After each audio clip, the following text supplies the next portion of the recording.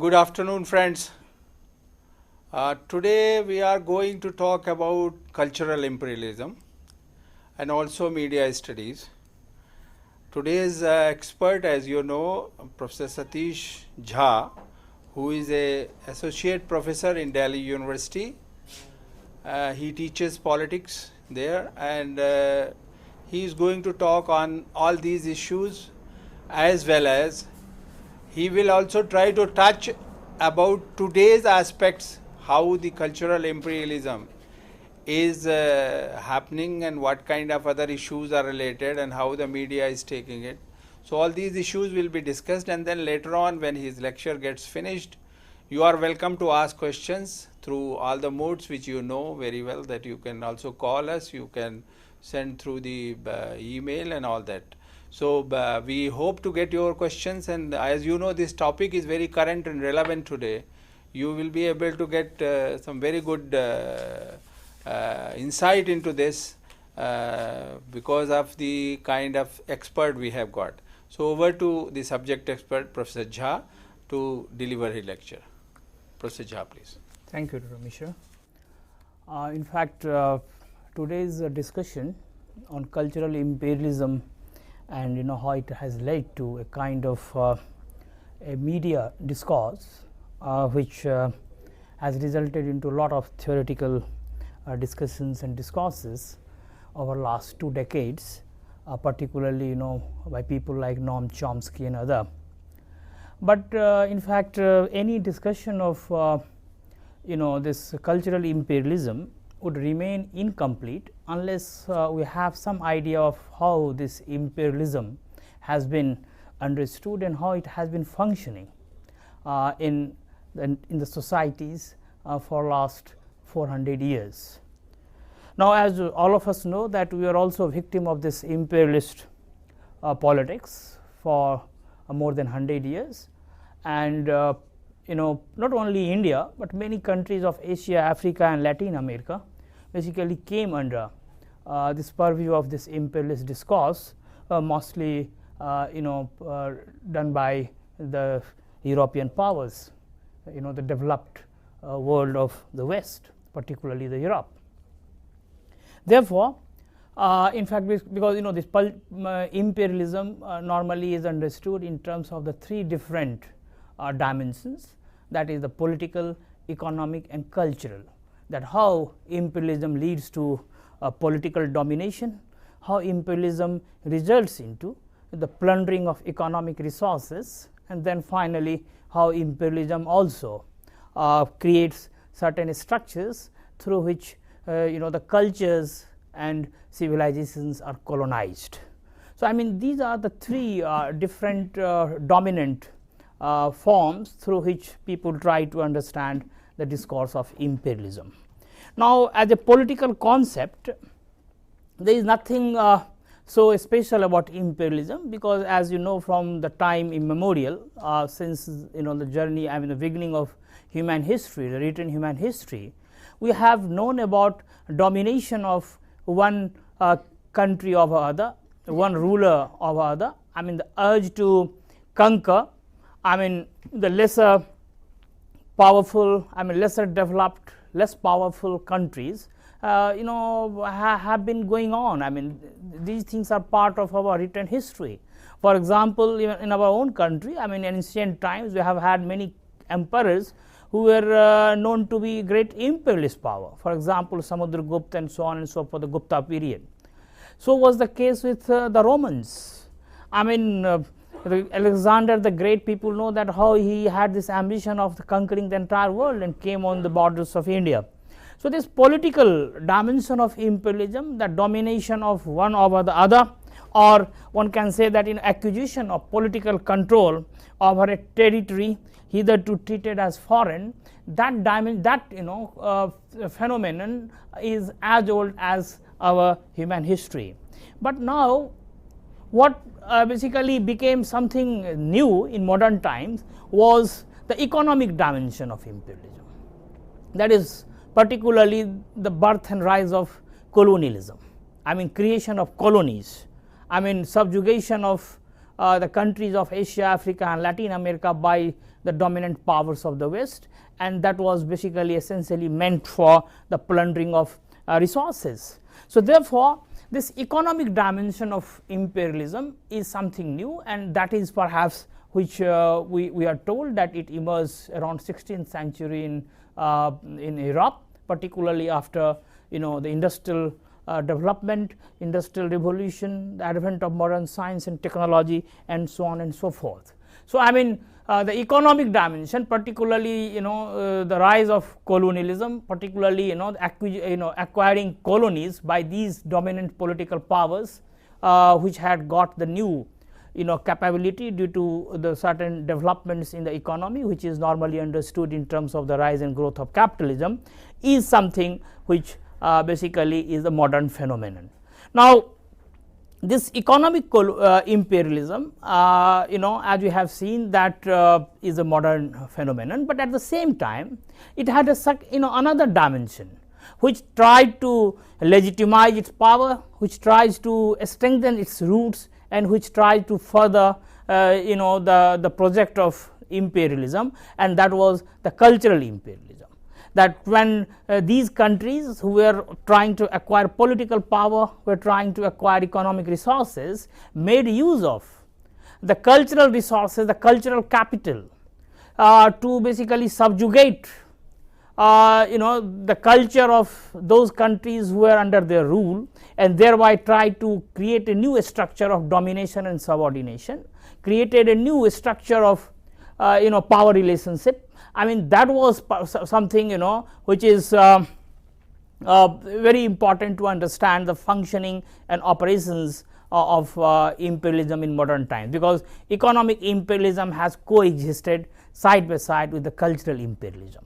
But interestingly, now what we have seen, that after the Second World War, I mean since 1950s, I mean what has happened, that 1945 we had the end of the Second World War, and then onwards we have a very powerful discourse of imperialism coming in form of in different garbs. For example, it has come in form of new economic world order and so on and so forth, and simultaneously its sister discourse of cultural imperialism has also been pushed on behalf of the global capital, I mean the capitalist structures of the West, and particularly this cultural imperialism has not only legitimized this new power, new forms of exploitation, but at the same time it has turned many societies, many structures, many cultural discourses and different images into a stereotype,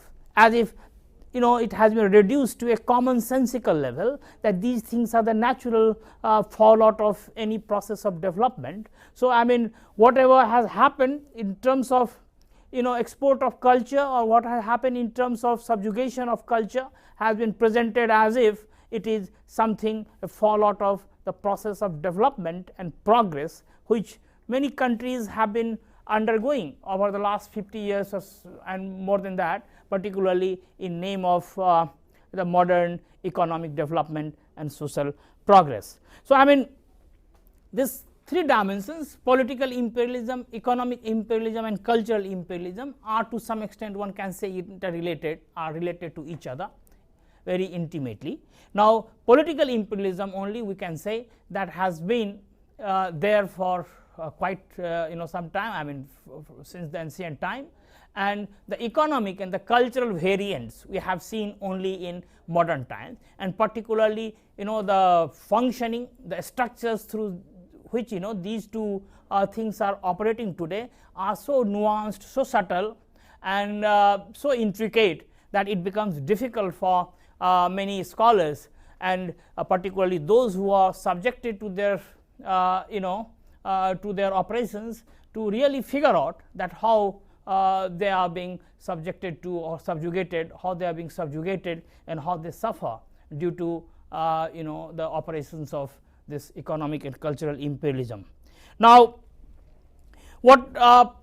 so therefore, this economic dimension and the cultural dimensions are very important.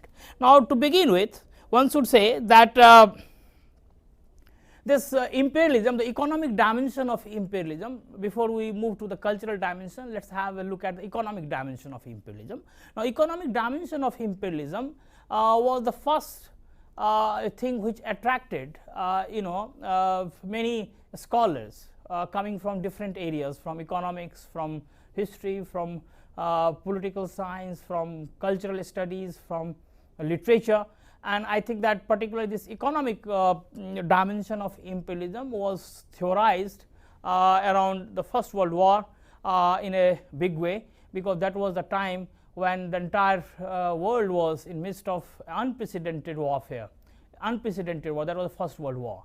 And there was one person who was Lenin, who tried to in fact explain the First World War as imperialist war, and that was the time when he also wrote a book, Imperialism, the Highest Stage of Capitalism.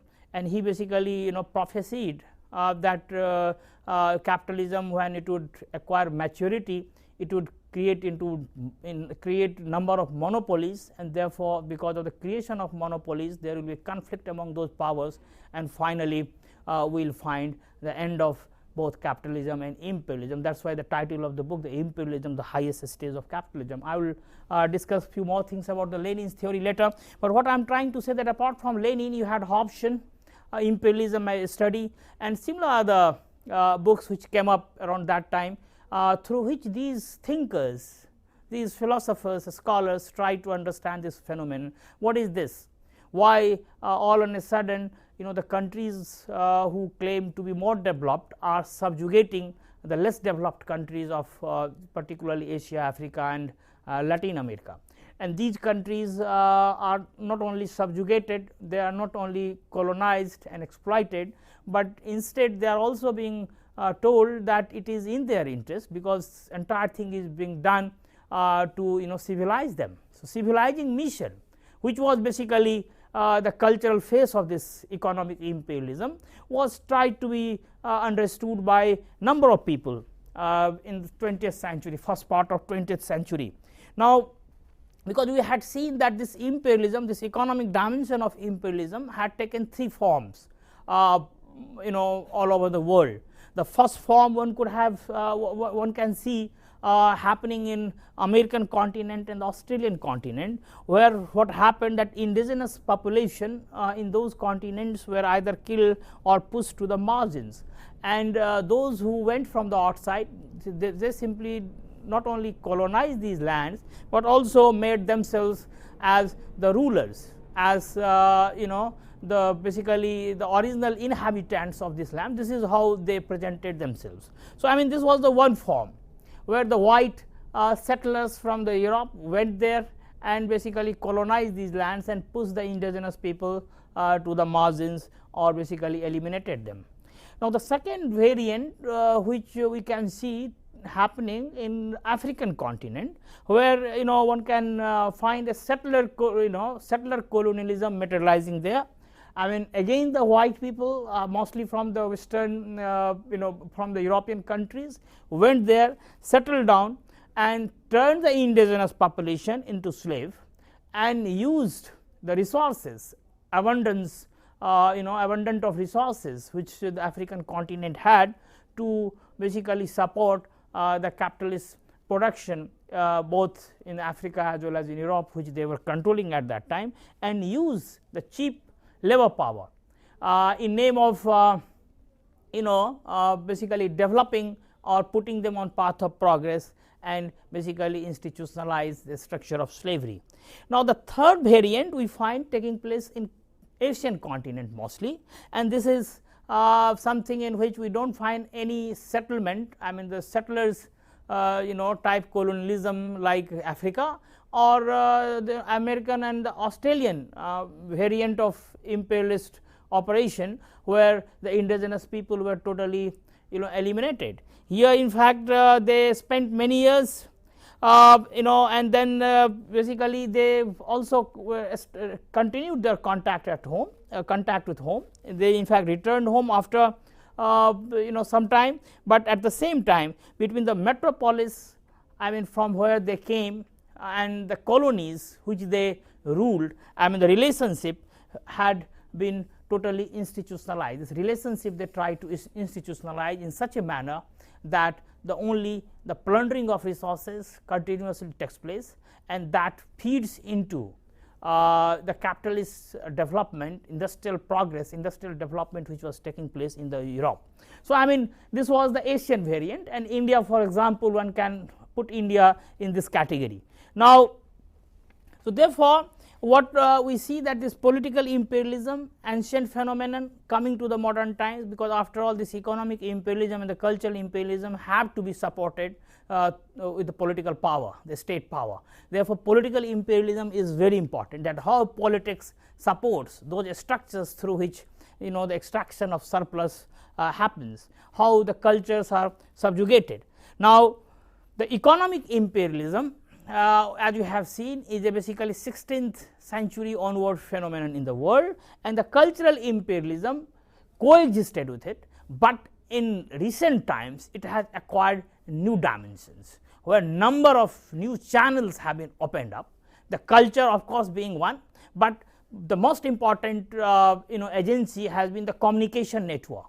I mean this communication revolution, I mean the entire information technology, the new arsenal in the hands of global capitalism in last few decades. I mean that has added a new dimension to this cultural colonialism, and that is why people are trying to do some study of the medias, the mass media, that how that mass media as it is presented as a ideologically neutral agency in society to protect people's interest, to protect public interest, is not the case. In fact, this mass media is itself one of the agencies through which the entire project of cultural imperialism is promoted and pushed in these countries. So, I mean I will come back to this issue, that is the cultural imperialism and how this communication revolution, the communication technology, the information technology in recent years has added a new dimension to this discourse. But now, before we move on to this the cultural imperialism and the new developments, it is also necessary to have a look at the different dimensions of imperialism which were highlighted by, particularly the economic dimensions of imperialism which were highlighted by the scholars in not only recent times, but for last 100 years or so. As I mentioned that the 20th century saw explosion in terms of the studies, in terms of the interest which philosophers, thinkers and scholars showed on this issue of imperialism. Now, what happened that as I mentioned that the most important and significant work on imperialism basically was done by people like Lenin, or for that matter before Lenin you had the Hobson, and who had a basically who is known as a radical liberal scholar who tried to study imperialism and try to highlight one important dimension of the production process, that is under consumption, and because of under consumption how these countries are forced to go for the colonies. But the only thing is that the solution he offered was in terms of the readjustment of policies to basically create a situation where this under consumptionist logic is taken care of, and these countries are put back on the rails. So, I mean this Hobsonian perspective was very significant, because he also his ideas also influenced someone like Lenin. But apart from Hobson, there was another dimension, that was Schumpeter, the great economist Schumpeter. In fact, Schumpeter is someone who tried to highlight the psychological and sociological dimensions of imperialism, that how this entire process of imperialist operations have not only economic but social and psychological dimensions, how people have this psychological urge to dominate and to subjugate people, and because of that we have witnessed such phenomenon called imperialism. But the most significant study was done by Lenin around the time the First World War was going to happen, and therefore his book Imperialism, the highest stage of capitalism, is quite significant. Now Lenin's ideas on imperialism tell us few significant things. First of all, that how the operations, capitalist operations, how the economy, the entire transition from feudalism to capitalism in Europe led to new structures of production, and under new structures of production there is a tendency for creation of monopolies. So in fact Lenin associated imperialism with the creation of monopoly capitalism, and under monopoly capitalism this underconsumption was one problem, and because of underconsumption, and secondly there were certain other tendencies which he tried to locate within capitalist production, and because of those tendencies, for example birth of finance capitalism, the way the financial dimension of capitalism comes to the forefront, and because of that what happens that these countries, the developed countries, are forced to move in different directions and colonize other underdeveloped economies, both for raw materials and for the market to sell off the finished products. So in Lenin's theory what we find that he highlights 5 different dimensions of imperialism. For example, the first important dimension he says that is the concentration of production and capital, and because of this concentration of production and capital, what happens that a number of monopolies are created. Now second feature of this process is that the banking capital and industrial capital are merged and financial oligarchies are created. And the third important and perhaps the most important dimension which Lenin pointed out was that instead of the export of commodity, what happens that capital is exported, and it is believed that if capital is exported, then perhaps more benefits could be accrued to to the capitalist powers. That is why this export of capital is perhaps the heart of imperialism as far as Lenin theories goes. Now the fourth important dimension in his theory is that international monopolies, monopoly unions are created, particularly the unions of capitalist powers, and they try to divide the entire world. And finally the territorial division of the entire world takes place, and particularly the capitalists try to divide the entire world among themselves, and when there is a demand for the redivision, that leads to wars and struggles. So this is how he tried to analyze the economic dimension of imperialism, taking place in form of these 4 or 5 features which I have just now mentioned. But 2 things are very important. Number one, for him this creation of monopoly, monopoly capitalism, and secondly this role of finance capital.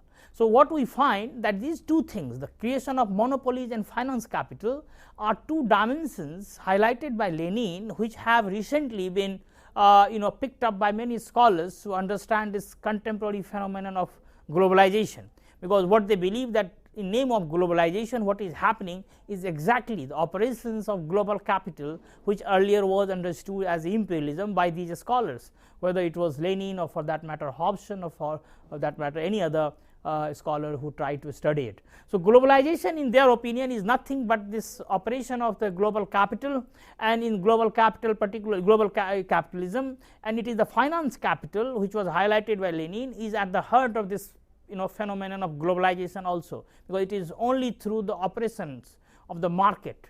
What is happening in name of neoliberal policies today, associated with this Washington consensus since 90s, they believe that it is basically the resurrection of the old imperialist structures, the economic structures. But only thing is that the cultural dimension, the cultural imperialism, which has basically not only supported it, gone along with it, but it has acquired new intricacies, it has acquired new dimensions in such a manner that it has become a kind of ideology, and this ideological onslaught on the people, on the societies have been in such a manner that people are not in a position to understand it, because unlike the earlier phase of imperialism, what today is happening, that the imperialist forces, the imperialist powers are not politically basically ruling over those economies, those cultures, those societies which are being subjugated.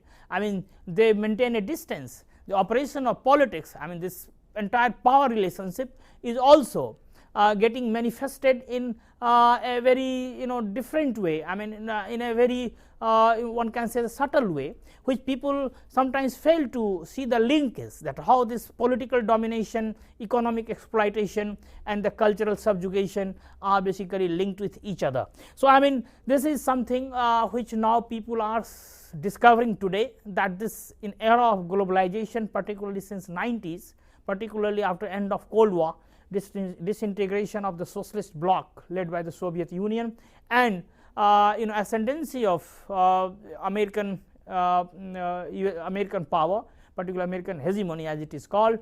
I mean, we are witnessing a new phase of this imperialism, and in this phase the operations are not only subtle but also ideological, and therefore it becomes important to not only study it, not only to understand it, but to see its operations, its functioning and its linkages. Now, we will come to this issue later, because as I mentioned, that is communication revolution, the information technology, the role of media and their basically onslaught on the society have become the most important issue in this discourse, that how media has important linkage with the market, how media has important linkage with the corporate world. I mean, the entire ownership issue becomes very important, that who controls the media and how media operates at ideological level, camouflages the entire operations which are basically part and parcel of this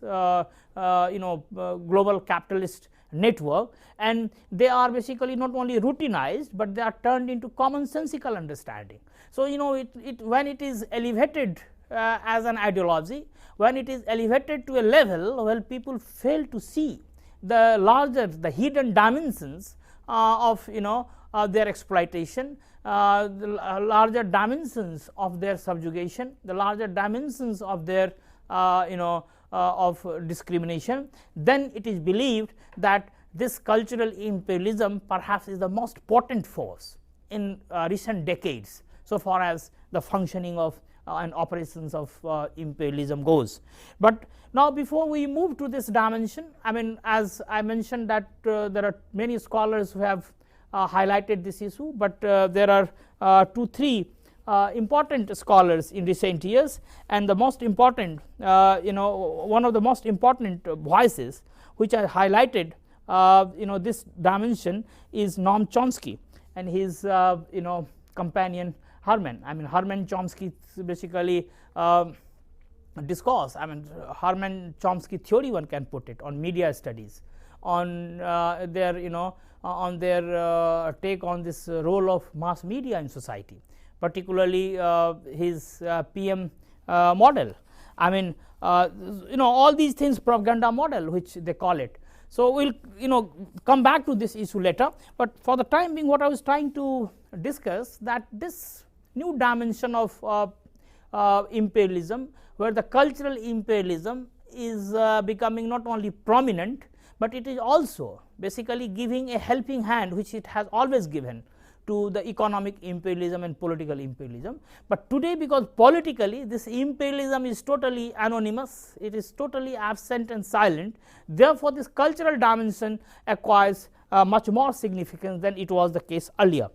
Now, what happened, that we have seen that this study of imperialism, particularly its economic dimensions, were done by different thinkers around the time when the First World War happened, but after the the Second World War, particularly when it was the period of the Cold War, I mean, 2-3 important things happened simultaneously.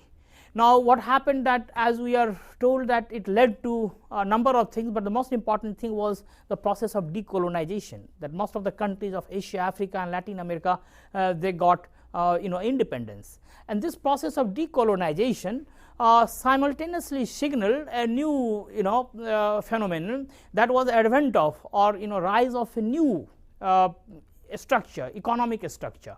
I mean, at the level of global order. Now, this new economic world order, as it was called, and it was called in name of Bretton Woods system, I mean after Second World War, had certain characteristics, but most important characteristic was that the replacement of these European powers by American domination. And because of this, what we find that many new studies came up in 50s and 60s, which tried to study this new dimension of imperialism. Now, there were two important studies, I mean the schools of scholars who mostly tried to study it at that time, and they were basically mostly located in United States of America, but they were following a different method, different methodology, and they associated themselves with the Marxian method, and they were called as the New Left school. I mean neo-Marxist school, not New Left, but neo-Marxist school. And some of them like Paul Baran, Paul Suigi, Harry Magdoff, Andre Gundre Frank, and Samir Amin. These were the people who tried to study the new phase of imperialism, particularly the economic imperialism, but at the same time the cultural imperialism was basically was also there. Now, they around this journal called Monthly Review, they developed a discourse and they tried to study, particularly in context of Latin American countries, that how after the decolonization, a new imperialism has been operating through a new form, and this new form was basically understood by them in terms of a relationship between metropolis and the satellites. The trade relationship between these developed countries and these developing countries, as they were called, because many of these developing countries had their own political movements. Particularly the most important was this non-aligned movement, which included countries of Asia, Africa, and Latin America. So they said that nonetheless a new relationship has taken place, and that relationship is between the metropolis and the satellite, or the center and the periphery. At the center is these developed countries, and at the periphery is these underdeveloped and developing countries, and this relationship is a relationship of unequal trade. So unequal trade, and this unequal trade is resulting into a new structures of domination and subordination, and it was called neo-colonialism. That it is not colonialism in the old form as it was the case earlier, but it is a neo-colonialism. New structures of domination and subordinations are taking place. Now, these countries, on behalf of these Bretton Woods institutions like World Bank and IMF, on the one hand are being asked to pursue a particular path of development, and for that they are also being given resources as loan and debt. But what is taking place in name of development is nothing but the development of underdevelopment. So this was a new slogan they gave, that they should not be under any illusion that it is not development, but it is only the development of their underdevelopment. Now, what happened that this new center periphery model, which these scholars try to sketch for the operations of imperialism, simultaneously there was another scholar who tried to study the same phenomenon in a different form. He was Wallenstein from the Brodel Center, and he basically gave a theory of world system, world system theory, that entire world is operating as a system, and this system has number of features, and one of the feature is that all of them are integrated in this global market, and there is no escape from it. So therefore, no autonomous space. All these countries, the developed or underdeveloped, are integrated in this global market, and it is through unequal trade, unequal exchange, that new structures of domination and subordination and exploitation are taking place. So I mean, more or less what one finds that in both set of arguments, what we find that a dependency argument is being put forth, that is dependency theory, that the less developed countries are dependent on the more developed countries for the resources, for the support, for their development, and that is the trap in which they land themselves, and that trap is resulting into sometimes debt trap, That trap is resulting into the loss of political power, sometimes the loss of their cultural resources and cultural identity. So this is how the 50s and 60s resulted into this new discourse, particularly in the West, to understand this new phenomenon of imperialism. Now what happened, that by late 80s and 90s some new developments were taking place, and the most important development was the end of Cold War, which I referred to earlier. Now this end of Cold War and the collapse of the Soviet bloc, the socialist bloc, created a new situation where this entire operations which were taking place earlier, and they were called the neo-colonialism. Of course this term was coined by an African leader, Nkrumah, from Ghana, but I think it picked up very fast in the social science discourse, and people try to understand this entire Bretton Woods system. For example, the movement of the third world countries like non-aligned movement, when it demanded establishment of new international economic order in place of this Bretton Woods system, they were also basically hinting at this thing, that this old, this Bretton Woods system is only creating unequal structures in the global governance, and therefore new global system should replace this Bretton Woods system. So that was the political movement of these countries. But what happened that late 80s and early 90s, the end of Cold War heralded a new phase in the entire history of imperialism. Now what happened in late 80s and early 90s, as I mentioned, that one of the superpower got disintegrated, that was Soviet Union, and that created a situation where United States of America, which was already dominant after Second World War, basically not only acquired the new resources, but only ideological resources, but at the same time it became the leader of a new global order in which a number of academic discourses took place simultaneously, and they had a cultural overtone, those discourses, because what happened, that this integration of Soviet Union coincided with the Gulf War, and that Gulf War also basically signaled the rise of United States of America in the new form of power wielder, as a new form of power wielder in the modern times. But what happened, that in 90s we find that in social science suddenly explosion in certain discourse, certain literature started coming in the social science, which tried to portray the emerging scenario in the world in terms of advent of a new reality.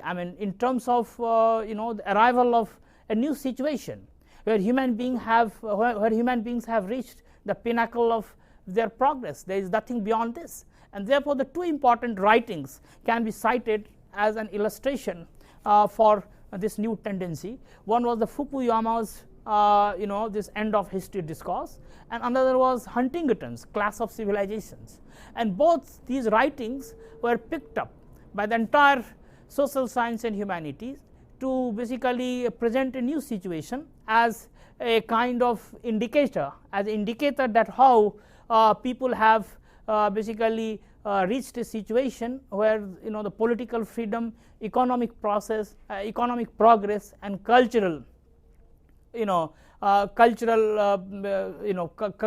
development, all three of them have reached at their height, and therefore the new situation should be celebrated.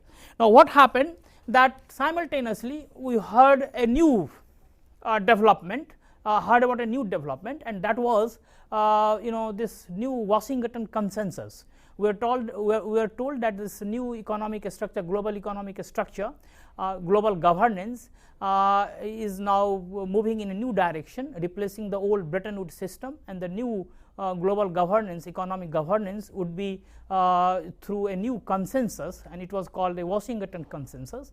And some of the features of this Washington consensus was basically neoliberal policies, as they are popularly called in economic parlance, the neoliberal policies, where there will be free market, celebration of the market mechanism, market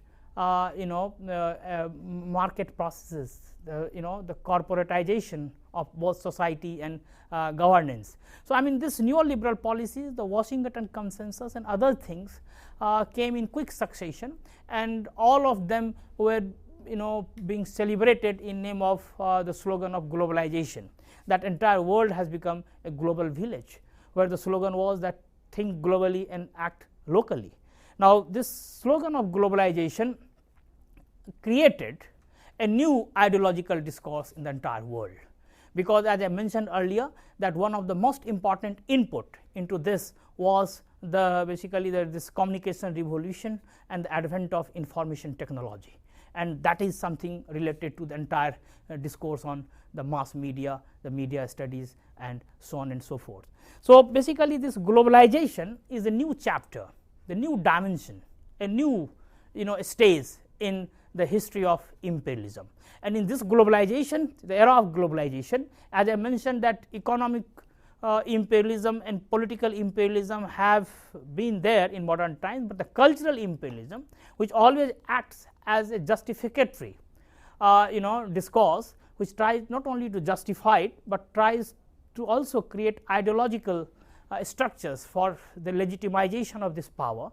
Now, this cultural imperialism in this era of globalization has acquired a new dimension. Now, so far as this cultural imperialism is concerned, I mean this cultural imperialism of 90s and cultural imperialism of 21st century, as the studies point out, are also a reminder to us that something which happened in the early 20th century or the late 19th century in countries like India, when India was struggling to come out of when India was trying to come out of this imperialist domination. What happened, that there were two discourses were pitted against each other. The one discourse which wanted to India modern and civilized as it was being defined by the British rulers in India, whereas the other group of nationalists who saw that this entire discourse of civilization or entire discourse of progress were a trap to culturally subjugate countries like India, and therefore such attempts should be resisted. So, what happened in 20th century, the first half of 20th century, you had a powerful militant nationalist movement, and some of the names which are very important in our history, for example, Tilak, Lala Lajpat Rai, Bipin Chandra Pal, and Aurobindo Ghosh. I mean, they were the people who first of all raised this slogan that the economic imperialism and the political imperialism are easier to fight, but it's a cultural imperialism which is perhaps more dangerous. And therefore, when they gave the slogan of boycott and Swadeshi, in fact, what they meant that indigenous culture, the vernacular languages, the vernacular discourse should be celebrated, and instead of celebrating this English education, we should basically try to go for a knowledge system which is more indigenous, which is more in tune with people's lives, and so on and so forth. It was this discourse of cultural nationalism, as it was called at that time, and it was presented as an alternative to this cultural imperialism. It was picked up by someone like Gandhi, and when he wrote in 1908 his book Hindu Swaraj, in fact that is perhaps one document which basically tells us that in 20th century someone like Gandhi could see the broad features of this cultural imperialism, which are being today which are being studied and analyzed by scholars all over the world, that how this this entire tendency to dominate and to subjugate the less developed cultures, not less developed culture, but cultures of less developed societies. They are less developed in terms of economic progress, but in cultural terms they are not less developed, but their economy, I mean, the culture is also tagged with their economy, and along with economy their cultures are also declared to be less developed.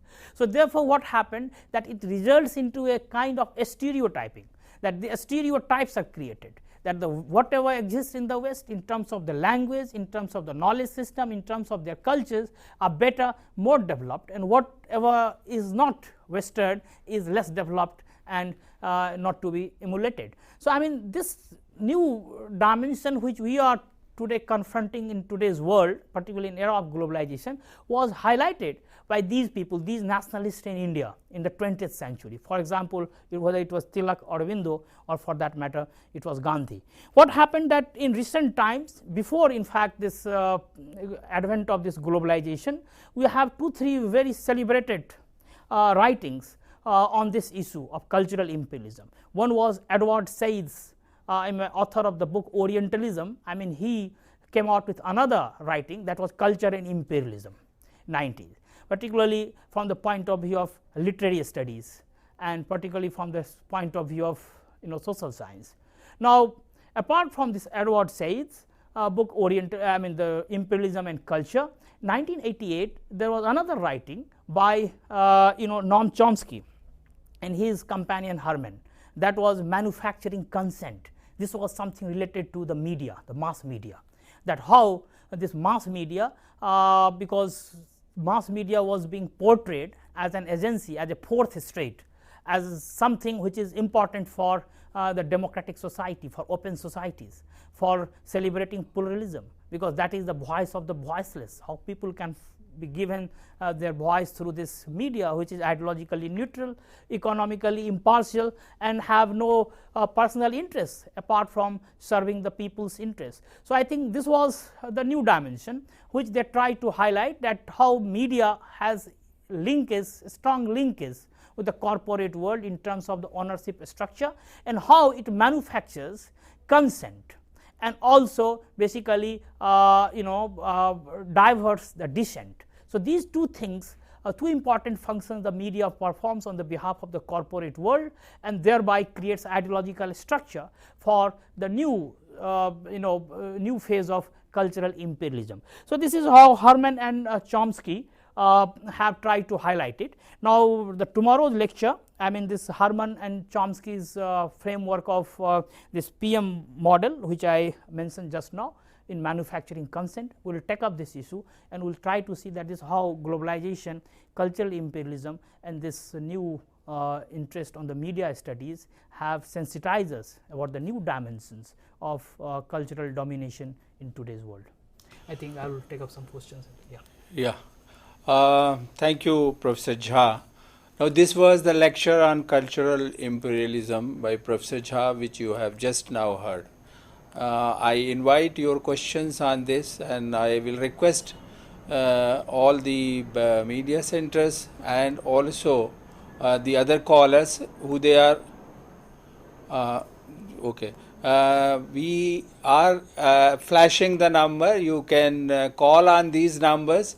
Where the SITs are located, my request to them is that you can also send your question through net meetings and through email also. Others can also use this medium to do that. But before we get any new question, very interestingly, Professor Jha, you mentioned about how Gandhi visualized in 20s itself that the thing which is going to happen to the world is going to be a more dangerous area of cultural imperialism than any other imperialism. And especially when you mentioned about the less developed economies, and they were told because they are less developed economies, so that's how they are also less developed cultures. Now, this is something which is a paradigm, very big paradox as far as the Western world is concerned. I would like to put some light on this issue. Please. In fact, what I was trying to basically argue that this this discourse which got basically associated with the nationalist discourse in countries like India, they could see at that time the linkage between the culture and economy, and they were not ready to accept the dominant discourse of that period, particularly which was associated with people like James Mill and John Stuart Mill, his son in the Europe, England, and their followers in India, someone like Macaulay. They were simply trying to prove that what Britishers were doing here, was simply they were on a civilizing mission, and once that task is accomplished, they would go back. So there was nothing ulterior with this entire discourse of imperialism. And the first thing these nationalists try to do, like Gandhi, they try to basically unravel this deeper structures of imperialist operations. And therefore, when we look at his book Hindu Swaraj, we find that there is no use of term nation in the entire book, and what the term he prefers to use is civilization, and basically critiques the entire Western discourse on the scale of civilization. That what they are trying to tell us, that they are here on a civilizing mission, but if we really define civilization in proper way, then perhaps the most uncivilized things are being done in name of civilization. So I mean that was a new dimension to this entire discourse. And therefore what we find that in today's world, when you find that whether Edward Said or someone like Chomsky, when they try to find the larger linkages which are existing between the politics, economy and culture, and they are being presented as if the only path to progress, I think we are reminded of our own discourse which at that time happened, either in form of the Gandhian discourse or the militant nationalist whom I mentioned, Aurobindo, Tilak and others. Right. But Gandhi was much more refined because he could make a distinction between religion and culture, Right. which these people could not. So I think that way we have had a powerful and very advanced discourse at that time. Okay. What Edward Said has done in Culture and Imperialism and trying to tell us that how a kind of identity is created, identity of the other by the West, and that is Orientalism. Okay. The creation of a identity as Oriental identity, and then proving the fact that Orients are less developed than the Occidents. Okay. And therefore this relationship has to be a relationship, unequal relationship. So I think that was already undertaken by someone like Gandhi in Hind Swaraj. So I think that makes the text very relevant today. But at the same time we must accept that there are certain dimensions which I mentioned, the communication revolution, a potent weapon in the hands of global capital, that communication revolution, that information technology, which are adding new dimensions, and therefore this media plays very important role. Now even today we find the media's role in Indian society. I mean they can create a movement, they can delegitimize a movement, they can create an issue, but at the same time they can bury an issue. So I mean this media's operations, which are also presented as something happening in a very routine manner, a commonsensical manner, as if it is a fourth state in democracy and perhaps the only guardian and custodian of people's interest. But at times we find that they are also acting on behalf of certain interests, and the people's interests are not only subverted, but sometimes they are done in a very systematic and planned way. So I mean that's why this linkage has to be seen. Very interestingly, you have put another question which comes out to this, is that as you were talking of the cultural imperialism, so today it is also becoming a kind of media imperialism. Yeah.